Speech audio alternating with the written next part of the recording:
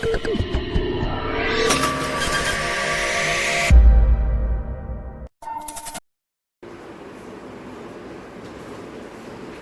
आज प्रवेशना दाखलामां આપણે વાત કરવાની છે દાખલા નંબર 14। ચલો ચાલુ ખાતા વાળો દાખલો છે, આના જેવો આપણે દાખલા નંબર 13 પણ જોયો હતો, પણ હા એના કરતા થોડો અલગ છે।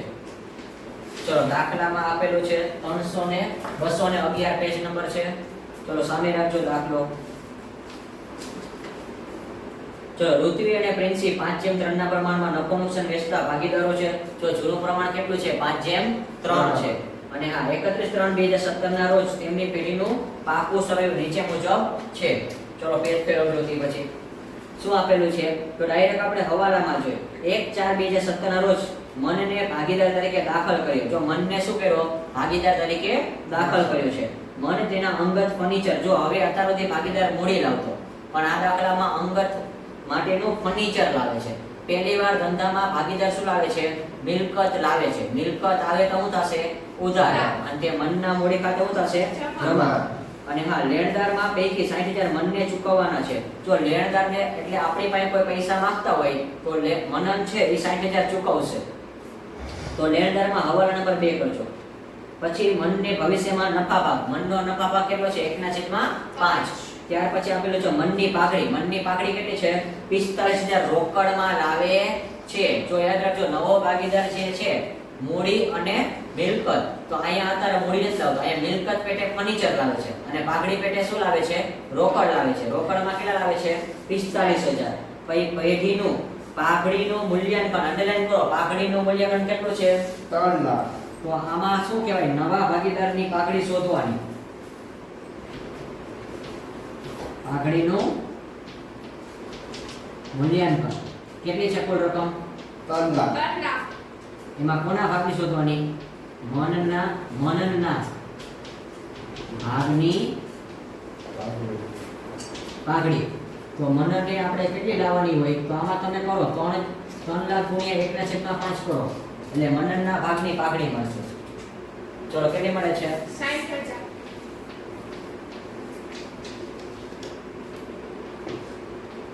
આ મનનની પાઘડી છે। કોની પાઘડી છે?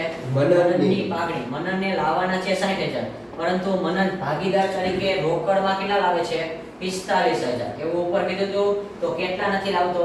15,000। 15,000 મનન લાવતો નથી, તો આની પણ આપણે આમ નોંધ કરવી પડશે। જ્યારે નવો ભાગીદાર શું લાવે? પાઘડી પેટે રોકડ ન લાવે ત્યારે નવા ભાગીદારના મૂડી ખાતે શું થાય? ઉધાર। તે જૂના ભાગીદારના મૂડી ખાતે જમા। ચલો ત્યાર પછી શું આપ્યું છે?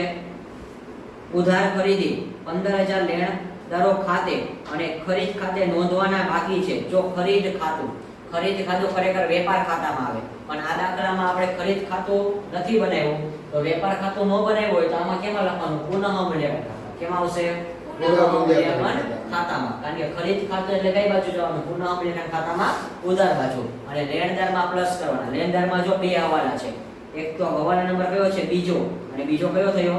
છઠ્ઠો। 2 અને 6 બંને હવાલા ખાસ યાદ રાખજો।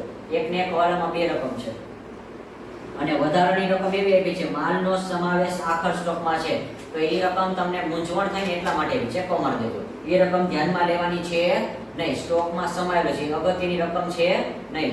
ચલો ભાઈ 45,000 સ્ટોકની બજાર કિંમતમાં 36,000 છે। જો અહીંયા પણ 2 રકમ છે, 45,000 છે, એમાં સ્ટોકની કિંમત કેટલી થઈ ગઈ? 36,000। એટલે તમારે એમાં કરવાનું 45 માંથી 36 બાદ કરો એટલે 9,000 થાય। શું થાય? 9,000। અને સ્ટોકમાંથી કેટલા બાદ કરવાના? 9,000। ચોપડે કિંમત કેટલી? જો મિલકત તેનામાં 60,000 છે અને એમાંથી તમારે 9,000 બાદ કરવાના। કેટલા બાદ કરવાના? 9,000। ચલો ખબર પડી ગઈ કેમ આવ્યા 9,000? 45 માંથી કેટલા બાદ કરવાના? 36,000। એટલે 45 માંથી 36 બાદ કરો એટલે વધે કેટલા? 9,000। અને એ 9,000 કેમાંથી બાદ કરવાના? સ્ટોકમાંથી 60,000 છે એમાંથી।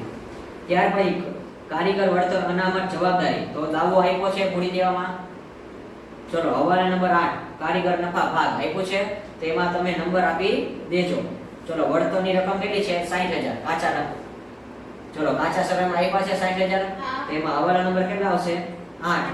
ભાઈ રોકાણો પર મળવાનું બાકી વ્યાજ, તો રોકાણો આપણે મિલકત તેનામાં આપ્યું છે। ચલો 9 આવવાના છે એ ટીક કરી લેજો।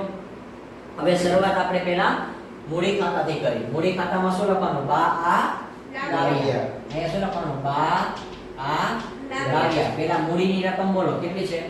1,20,000. 1,20,000. પછી પ્રિન્સીની 90,000. ચલો બાજુમાં શું આવશે? દેશ. ત્યાર પછી ચાલુ ખાતાની બા કેટલી છે બોલો? 1,50,000. અહીંયા શું ટાઈટલ મારવાનું? બા આ લાવ્યા. લાવ્યા. ચલો કેટલા લખવાના? 1,50,000. ચાલુ ખાતા. ત્યાર પછી 1,95,000. ચલો બાજુમાં શું કરવાનું? દેશ. ચલો ચાલુ ખાતાની બંને વિગત કેવી કરી છે? પૂરી થઈ ગઈ. ત્યાર પછી હવે આપણે કરશું પહેલા શરૂઆતમાં મૂડી દેવા. પહેલી વિગત કઈ છે બોલો? મૂડી દેવામાં કામદાર નફા ભાગ ભંડોળ. ચલો કામદાર નફા ભાગ ભંડોળ. કામદાર નફા ભાગ ભંડોળ. ભંડોળ. જો આમાં ભાગ શબ્દ છે ને એટલે દેવું કે શું કહેવાય? દેવું. અને હંમેશા ક્યાં આવશે? મૂડી દેવા. ચલો એની રકમ બોલો? 30,000. ચલો ત્યાર પછી લેણદારો. લેણદારો. લેણદારોમાં હવાલો હતો. હા. ચલો હતો ને? તો હા. અહીંયા લખવાના છે લેણદારો. ચલો લેણદારોની જૂની રકમ કેટલી છે? 1,20,000. 1,20,000. ચલો 1,20,000 લખી નાખ્યું. હવે 1,20,000 લખ્યા પછી એમાં હવાલા નંબર કેટલા હતા જોવો તો? 2. હવાલા નંબર 2. હવાલા નંબર 2 માં શું કીધું? લેણદાર પૈકી 60,000 મનનને ચૂકવવાના છે. ચલો લેણદાર એટલે આપણી પાસે કોઈ પૈસા માંગે છે તો મનન કેટલા ચૂકવી આપશે? 60,000. તો આની એક અગત્યની વધારાની આમ નોંધ કરવી પડે.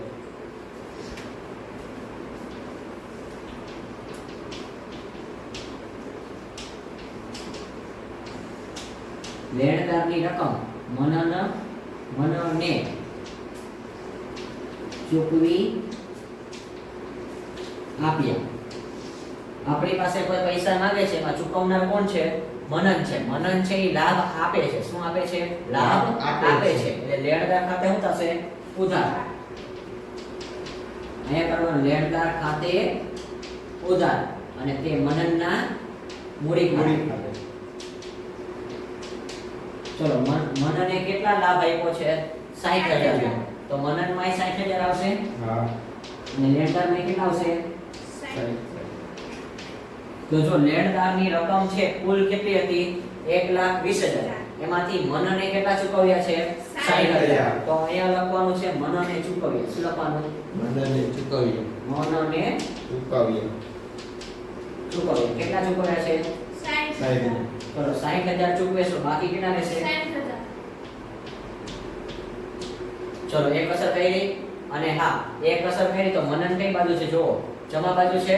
તો આપણે જમા બાજુ કેટલા લખવાના છે? 60,000. મનનના મૂડી ખાતામાં. ચલો અહીંયા કેટલા લખવાના? 60. અહીંયા એક લીટી છોડવાની.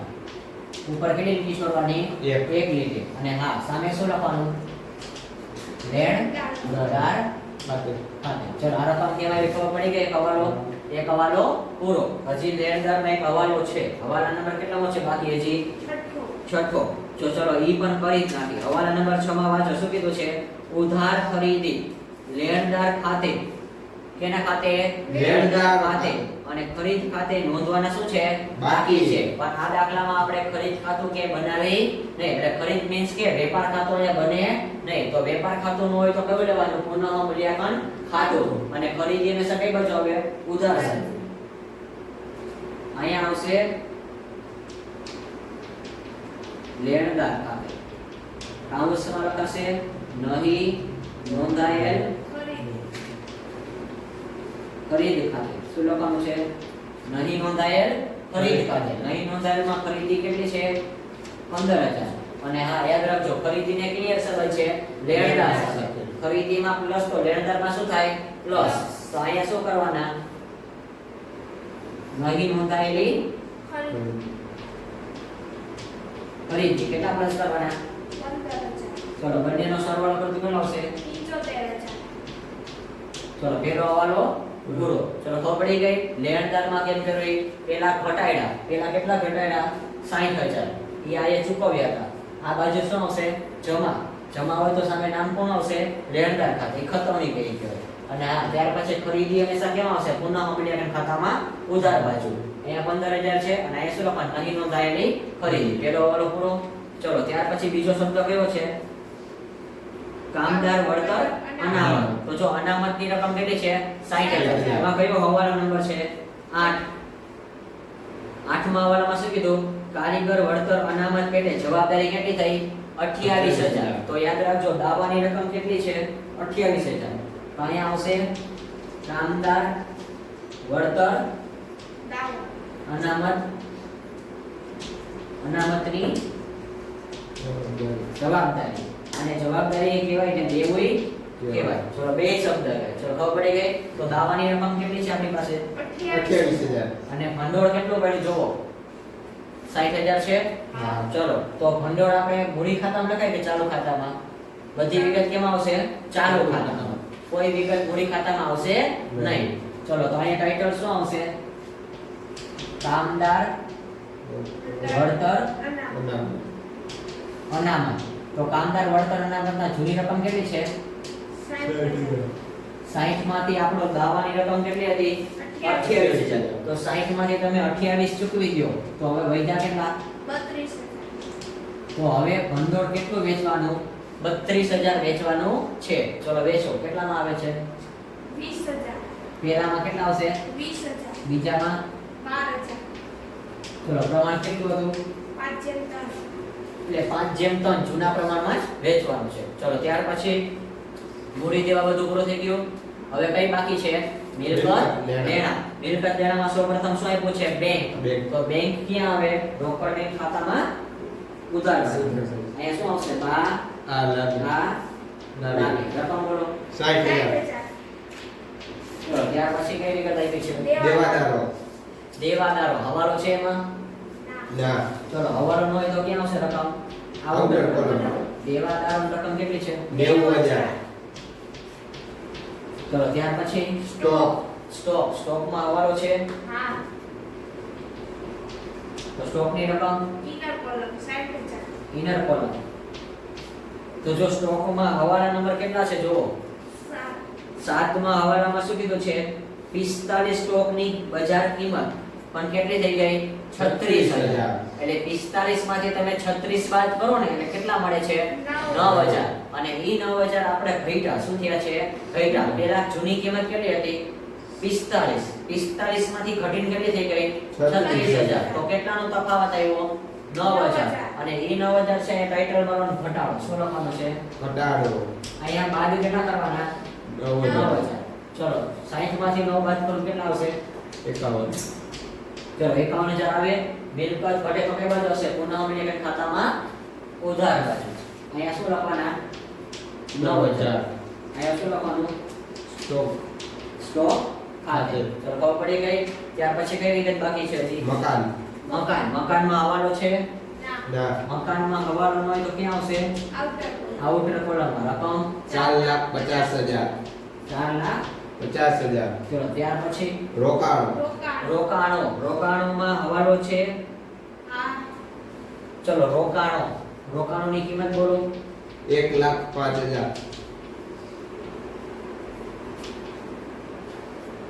1,05,000. 5,000. 5000. ચલો 1,05,000. હવાલા નંબર કેટલામો છે જો? 9. હવાલા નંબર 9 માં શું લખ્યું છે? મળવાનું બાકી વ્યાજ. વ્યાજ. અને મળવાનું બાકી નિયમ હતો મબા પ્લસ નિદે ઉધાર. અહીંયા શું હશે? મળવાનું બાકી વ્યાજ. કેટલી રકમ છે મળવાનું બાકી? 24,000. 24,000. યસ. ચલો બંનેનો સરવાળો કરો તો કેટલા આવશે? 29,000. 29,000. ચલો 29 આવી ગયા. મળવાનું બાકી વ્યાજ પેઢી માટે શું કહેવાય? આવક. આવક હંમેશા ક્યાં આવશે? પુનઃ મિલકત ખાતામાં જમા બાજુ. જમા બાજુ. અહીંયા શું લખવાના? 24,000. અહીંયા લખવાનું રોકાણો પર વ્યાજ અથવા મળવાનું બાકી લખો તોય ચાલે. ચલો ત્યાર પછી શું લખ્યું છે? કોઈ વિગત બાકી છે? ના. પૂરી ને? ચલો તો હવે હવાલા નંબર આપણે 1 થી જોતા જઈએ. જે બાકી હોય એ સોલ્વ કરતા જઈએ. ચલો મનનને અંગત ફર્નિચર. જો અંગત ફર્નિચર 75,000 મૂડી તરીકે લાવે છે. જો અહીંયા ભાગીદાર મૂડી તરીકે શું લાવે છે? મિલકત લાવે. શું લાવે છે? મિલકત. તો આની અંદર શું થાય? પહેલી ફર્નિચરના મૂડી ખાતે ઉધાર. ફર્નિચર ખાતે ઉધાર. અહીંયા શું આવશે? ફર્નિચર ખાતે ઉધાર ઉધાર. તે નવો ભાગીદાર નામ શું છે? મનનના મનન. મૂડી ખાતે. મનનના મૂડી ખાતે મૂડી ખાતે કેટલા લાવે છે?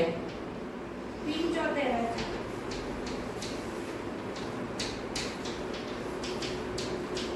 આ પેલી આપણે આમ નોંધ કરી. પેલા આપણે દરેક દાખલામાં આમ નોંધ કરી છે. આમ નોંધ પછી શું કરશું? ખતવણી. ચલો પેલી આમ નોંધ થઈ ગઈ. ત્યાર પછી શું લખ્યું છે? લેણદારોને 60,000. એ તો થઈ ગયું ને? હા. અને આ જો એમાં ચોખવટ ફેરી જ છે તેના મૂડી ખાતે લઈ જવા. જો એટલા માટે આપણે કયા ખાતે લઈ ગયા? મૂડી ખાતે. જો નો સૂચના આવી હોય તો કયા ખાતે આવે? તો ચાલુ ખાતે આવે. અને ચાલુ ખાતું એટલે આપણે બનાવવું જ પડે. નવા ભાગીદારનું નામ હોય ને એટલે ફરજિયાત બનાવવું જ પડે. ચલો ત્યાર પછી શું કીધું છે? મનનનો ભાગ આપ્યો છે. મનનની પાઘડી તરીકે કેટલા રોકડમાં લાવે છે? 45,000. તો જો અહીંયા લખેલું છે પાઘડી પેટે લાવવાના છે કેટલા? 60,000. પરંતુ રોકડમાં કેટલી લાવે છે? 45,000. એટલે એનો મતલબ એમ કે 45 રોકડ લાવે છે તો બાકીની 15,000 ઘટશે એ કોણ આપશે? મનન. નવો ભાગીદાર આપશે. ચલો પહેલા આપણે રોકડમાં લાવે ને એની આમનોંધ કરી. તો અહીંયા આમનોંધ કઈ થશે? રોકડ ખાતે ઉધાર. રોકડ ખાતે ઉધાર. ઉધાર. કેટલા રૂપિયા રોકડા લાવે છે? 45,000. તે કોના ખાતે આવશે? પાઘડીના પ્રીમિયમ ખાતે. પાઘડીના પ્રીમિયમ ખાતે પ્રીમિયમ ખાતે. પ્રીમિયમમાં રકમ કેટલી આવશે? 45,000. પ્રીમિયમ આપણે ખાતું ક્યારે બનાવતા છીએ નહીં. એટલે નવી પાઘડી જે છે એ કોને દેવાની? જૂના ભાગીદારને. કયા પ્રમાણમાં દેવાની? ત્યાગના પ્રમાણમાં. પરંતુ આ દાખલામાં આપણને નવું પ્રમાણ આપ્યું છે નહીં. નહીં. એટલે જૂનું પ્રમાણ એ શું કહેવાય? ત્યાગનું પ્રમાણ ચલો નિયમ ખબર છે ને યાર? હા દાખલામાં સૌપ્રથમ જૂનું પ્રમાણ અને નવું પ્રમાણ હોય તો શું કરાય? ત્યાગ ત્યાગ શોધાય. શોધાય. અને આ દાખલામાં જૂનું પ્રમાણ એ શું છે? ત્યાગનું ત્યાગનું પ્રમાણ. પ્રમાણ. દાખલામાં નવું પ્રમાણ આપ્યું છે નહીં. ચલો એટલે આપણે કઈ વેચવાની થશે નહીં. તો કોને કોને વેચવાની છે ડાયરેક્ટલી? કોને કોને વેચી દેવાની? પૃથ્વી અને પ્રિન્સી તો અહીંયા શું આવશે? પૃથ્વીના પણ કયા ખાતે લખવાની? ચાલુ મૂડી ખાતે આવશે નહીં. નહીં. કયા ખાતે? ચાલુ ચાલુ ખાતે. ખાતે. તો અહીંયા શું લખવાનું છે? પૃથ્વીના ચાલુ ખાતે ચાલુ ખાતે. અને તે કોણ આવશે? પ્રિન્સીના ચાલુ ખાતે પ્રિન્સીના ચાલુ ખાતે. ખાતે. ચલો અહીંયા 45 કરવાના. પણ આનું પ્રમાણ જૂનું પ્રમાણ એ શું છે? ત્યાગનું પ્રમાણ 5:3. એ જ આપેલું છે ને જૂનું પ્રમાણ. હા ચલો 5:3. ચલો વેચી દો એ જ પ્રમાણમાં. કેટલા આવે છે? 28,125. 28,125. અને ત્યાર પછી પ્રિન્સીની 45,000 ગુણ્યા 3 ભાગ્યા 16,875. 16,875. ચલો ત્યાગના પ્રમાણ વેચી લીધી. હા. આ દાખલામાં આપણે ત્યાગનું પ્રમાણ શોધ્યું છે નહીં. કારણ કે શું કામ? જૂનું પ્રમાણ એ શું કહેવાય? ત્યાગનું પ્રમાણ. ચલો ત્યાર પછી હવે હજી આને લાવવાના છે કેટલા પાઘડી પેટે? 60,000. તો હવે બાકી કેટલી રહી? 15,000. આમાંથી રોકડ કેટલી આવી છે? 45,000 45,000 છે રોકડ છે. શું છે? રોકડ તો 45,000 બાદ કરો તો વધે કેટલી? 15,000. પણ આ 15,000 કોણ આપશે? મનન ની પાઘડી. તો હવે ખરેખર મનનની પાઘડી પેટે લાવવાના કેટલા થશે? 15,000. અને જ્યારે નવો ભાગીદાર રકમ ન આપે ત્યારે એની આમનો શું થાય? નવા ભાગીદારના મૂડી ખાતે ઉધાર. અને નવો ભાગીદાર કોણ છે? મનન. તો અહીં આમનો શું થશે? આમનો નંબર 4 શું આવશે? મનનના મનનના ચાલુ ખાતે આવશે. કયા ખાતે આવશે? ચાલુ કારણ કે આ પાઘડી છે એટલે એ કયા ખાતે લઈ જવાની? ચાલુ ખાતે. એમાં કઈ સૂચના નથી કે મૂડી ખાતે લઈ જવું. એટલે આ નામ શું આવશે? મનનના ચાલુ ખાતે ચાલુ ખાતે ખાતે. અને કેટલા આવ્યો એ ખબર હે ને? 60 માંથી કેટલા બાદ કરવાના? 45. રોકડમાં લાવી શું કરવાની? બાદ. એટલે બાકી કેટલી રહી છે રકમ? 15,000 ચલો પણ આ બાકી રહેલી વેણી રકમ કોને દેવાની? જૂના તે ભાગીદાર પૃથ્વીના પૃથ્વીના ચાલુ ખાતે ચાલુ ખાતે ખાતે. અને તે પ્રિન્સીના ચાલુ ખાતે પ્રિન્સીના ચાલુ ખાતે ચાલુ ખાતે. આમાંય ત્યાગનું પ્રમાણ કેટલું છે? 5:3. જમનું પ્રમાણ એ જ ત્યાગનું પ્રમાણ. ચલો વેચણી કરો. 9,375. 9,375. 9,375 અને પછી 5,625. 5,625. ચલો વેચણી કરી દીધી પૂરી. આ અગત્યનો હવાલો હતો ખૂબ જ. ચલો ત્યાર પછી શું કીધું છે? છઠ્ઠો હવાલો થઈ ગયો ને, ખરીદી લખાઈ ગઈ ને. હા. ચલો પૂરું. ત્યાર પછી 45,000 વાળો થઈ ગયો સ્ટોકની હા. કિંમત. પછી આઠમોય થઈ ગયો, નવમોય હવાલો થઈ થઈ ગયો. ગયો. ચલો બધા હવાલા પૂરા થઈ ગયા ને, હા. કોઈ હવાલા બાકી છે નહીં. નહીં અને બધી વિગત પણ લખાઈ ગઈ છે. તો ચલો સૌપ્રથમ પેલા ખાતા આપણે છે એ પેક કરવાના છે. ચલો તો હવે આમાં સૌપ્રથમ જોવો પુનઃઅવલોકન ખાતામાં કઈ બાજુ વધારે આવે છે? જમા સાઈડ કે ઉધાર સાઈડ? જમા બાજુ. જમા બાજુ વધારે છે. ના, આ જમા બાજુ વધારે છે. આ બાજુ 24,000 છે ને આ બાજુ સરવાળો કરો તો કેટલા આવે છે? 15,000 ને 9,000. 24,000. બે બાજુ 24 આવે છે. હા. ચલો બે બાજુ 24 આવે છે તો બંને બાજુ સરવાળો કેવો છે? સરખો છે. તો આપણે કાંઈ લખવાનું રહેશે નહીં. નહીં. તો બંને બાજુ કેટલા લખવાના? 24,000. 24,000. 24,000. 24,000. અગત્યનો દાખલો છે, પહેલી જ વખત આવે છે. આવું ક્યારેય આપણે પુનઃઅવલોકન ખાતામાં થતું નથી. ચલો એટલે ખબર પડી ગઈ. તો બંને બાજુ 24,000. તો કાંઈ લખવાનું રહેશે નહીં. ચલો ત્યાર પછી આપણે ખતવણી બાકી છે ને. હા. ચલો તો સૌપ્રથમ પેલા ખતવણી કરી. ફર્નિચર ખાતું. ફર્નિચર ક્યાં આવે? મિલકત દેણામાં આવે. ક્યાં આવે? મિલકત દેણામાં. તો આપણે એની ખતવણી કરી. જો અહીંયા ફર્નિચર આપ્યું નથી, અહીંયા દાખલા તરીકે 10,000 ફર્નિચર આપ્યું હોત ને તો 10,000 માં પ્લસ કેટલું કરવું પડે? 75,000. તો આઉટર કોલમમાં કેટલા આવે? 85,000. પણ આપ્યું છે નહીં.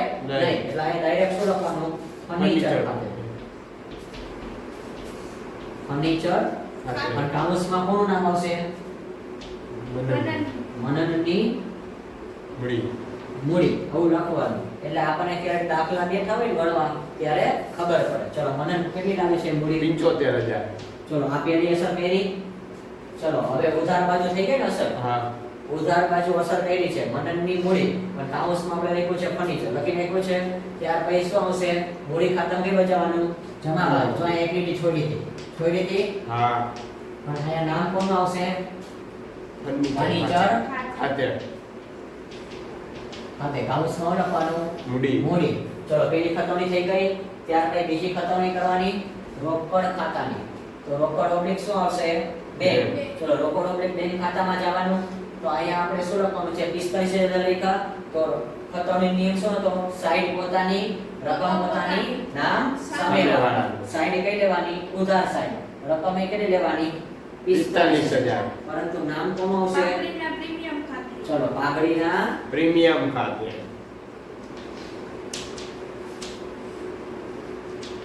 ચલો એક અસર થઈ ગઈ. હા. હવે બીજી અસર પાઘડીનું પ્રીમિયમ સુધી જશે. કટ. કટ થઈ જશે. આ બે લખાશે નહીં. એટલે આપણે જો ઉધાર બાજુ કરી તો બાકી કઈ છે? જમા બાજુ. તો હવે જમા બાજુ કોના નામ છે? ઋત્વી અને પ્રિન્સી. કઈ બાજુ છે? જમા બાજુ. ચાલુ ખાતામાં જવાનું. ચલો પેલાના કેટલા છે? 28,125. 125. અને બીજા કેટલા છે? 16,875. પણ નામ કોનું આવશે? પાઘડીના પ્રીમિયમ. પાઘડીના પ્રીમિયમ ખાતે. પ્રીમિયમ ખાતું. ચલો પેલી ખતવણી થઈ ગઈ. હજી આપણે બાકી કઈ છે? ચોથી. આમાં રોકડમાં લાવતો નથી. એટલા માટે જો ચાલુ ખાતું બનાવ્યું તો એ કામમાં આવે. કારણ કે ખરેખર બનાવવાનું ક્યારેક એને લગતો હવાલો હોય તો ખબર પડે નહીં. ચલો મનનના કયા ખાતે જવાનું? ચાલુ ખાતે. પણ કઈ બાજુ જવાનું છે? ઉધાર બાજુ. તો મનનના ઉધાર બાજુ જાવ તો આ મનનનું નામ છે. હા. ચલો એમાં પણ નામ કેટલા આવશે? 2. 9,375. અને એમાં કોનું નામ આવશે? 9,000 માં મનનના ચાલુ ખાતે. એમાં ઋત્વીના ચાલુ ખાતે. મનનની ખતવણી કરી પણ નામ કોનું આવશે? ઋત્વીના ચાલુ ખાતે. અને હજી કોના ખાતે આવશે? મનનના ખાતામાં કેટલા લખવાના? 5,625. પણ એમાં નામ કોનું આવશે? પ્રિન્સના ખાતે. પ્રિન્સીના ચાલુ. ચાલુ ખાતે. ચલો પેલી ખતવણી કરી. હજી કઈ ખતવણી બાકી છે? જમા બાજુ. જમા બાજુ આપણે ચાલુ ખાતામાં જવાનું. ચલો આ જમા કહેવાય. હા. પણ હા નામ કોનું છે? પ્રિન્સીના ખાતામાં પહેલા ઋત્વી ને પેલા ઋત્વી ચલો પહેલા ઋત્વીના ખાતામાં કેટલા છે 9375 અને ત્યાર પછી નીચે કેટલી છે 5625 અને હા પરંતુ આમાં એનું નામ આવશે નહીં. નામ કોનો છે? સામેવાળો. કોણ છે સામેવાળો? મનનના ચાલુ ખાતે મનનના ચાલુ ખાતે ચાલુ ખાતે. આ ખતવણી ખૂબ અગત્યની છે. આની એક બે વાર પ્રેક્ટિસ કરશો તો જ આવડશે, બાકી આવડશે નહીં. અને એનો નિયમ છે જેનામાં રકમ હોય ને એનું નામ આવે નહીં. જો આના બેમાં રકમ છે પણ નામ કોણ લખ્યું? મનનનું. અને આમાં એવું છે મનનની રકમ છે પણ નામ કોણ આવ્યું? ઋત્વી ને પ્રિન્સી. ચલો હવે કઈ બાકી છે હવાલો? પૂરા ને બતાવવાના? ચલો બધી ખાતાવાળી થઈ ગઈ. ચલો તો હવે રોકડ બેંક ખાતું પેક કરી દે પહેલા. 45000 અને 60000 નો સરવાળો કરો. 1,05,000 1,05,000. સામેની બાજુ કેટલા લખવાના? 1,05,000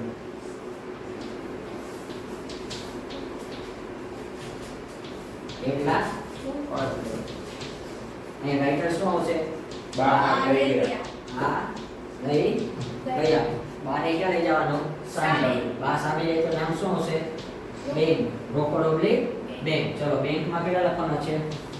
1,05,000 ચલો કરી નાખ્યું આપણે. હવે કયું ખાતું પેક કરવાનું પહેલા? મૂડી ખાતું. ચલો મૂડી ખાતામાં પહેલા મનનનો સરવાળો કરો. ચલો 75,000 અને 60,000 કેટલો આવે? 1,35,000 1,35,000. પાયે કેટલા લખવાના? 1,35,000 અને આયે કેટલા લખવાના? 1,35,000 ચલો પેલો થઈ ગયો. હવે હા. પ્રિન્સીનો કઈ કરવાનું થશે નહીં. ચલો આયે કેટલા આવશે? 1,20,000 1,20,000 અને બાજુમાં કેટલા હતા? 90,000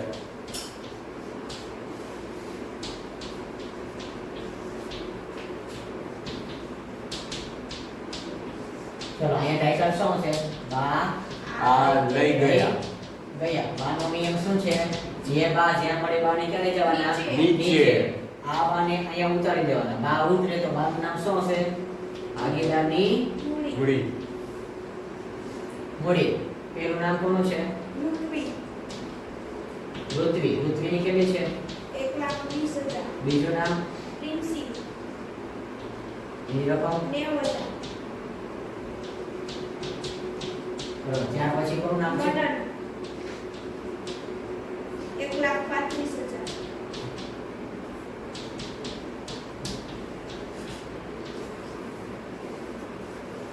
ચલો તો જો ઘણીવાર તમે ચાલુ ખાતું બનાવ્યું હોય ને ત્યારે મૂડી ખાતું ન બનાવો તોય ચાલે, પરંતુ આ જો આને લગતો હવાલો હોય ને ત્યારે આપણને આ 1,35,000 મળે નહીં. કારણ કે જો આપણે નવી મૂડી તો કેટલી લખી? 75,000. તો અહીંયા ઘણીવાર આપણે પ્રોબ્લેમ પડે. એટલા માટે આપણે મૂડી ખાતું બનાવી છે. ચલો ત્યાર પછી મૂડી ખાતું પેક થઈ ગયું ને. હવે કયું આવશે? ચાલુ ખાતું. ચાલુ ખાતામાં જો અહીંયા કઈ રકમ આવી નથી, પરંતુ આ બાજુ છે. ચલો તો પહેલા આનો સરવાળો કરો. કેટલા આવશે? 15,000. 15,000. આ 15,000 છે એ કઈ બાજુ હશે? ઉધાર બાજુ તો કઈ બાજુ હશે? જમા બાજુ. પણ અહીંયા નામ શું આવશે? બા આ લઈ લઈ લઈ ગયા. અહીંયા શું લખવાનું? બા આ લઈ ગયા. અને આ બાને ક્યાં ઉતારવાના? નીચે. આ બા અહીંયા નીચે જ ઉતરે. આ બા નીચે ઉતરે એટલે બાનું નામ શું થઈ જશે? મનનના ચાલુ ખાતે. શું લખવાનું છે? મનનના ચાલુ ખાતે મનનના ચાલુ ખાતે ચાલુ ખાતે. મનનના ચાલુ ખાતામાં રકમ કેટલી આવી છે છેલ્લે? 15,000 ચલો 15,000 મળી ગઈ. હવે જો ચાલુ ખાતામાં બે બા હોય, ઉધારે હોય, જમાએ હોય. ચલો હવે સૌપ્રથમ પહેલા આપણે એક કામ કરો, પ્રિન્સીનો સરવાળો કરો. 1,95,000, 16,875, 12,000 અને 5,625. ચલો કેટલો આવે છે સરવાળો? 2,29,500. 29,500 2,05,500. તો અહીંયા કેટલા આવશે? 2,29,500 2,29,500. એમાંથી કઈ બાદ કરવાનું છે નહીં. એટલે અહીંયા એક શું આવશે? 2,29,500 29,500. ચલો ત્યાર પછી 1,50,000, 28,125, 20,000 અને 9,375. કેટલો? 2,07,500. કેટલા? 2,07,500. 2,07,500. ચલો તો સામેની બાજુ કેટલા લખવાના? 2,07,500.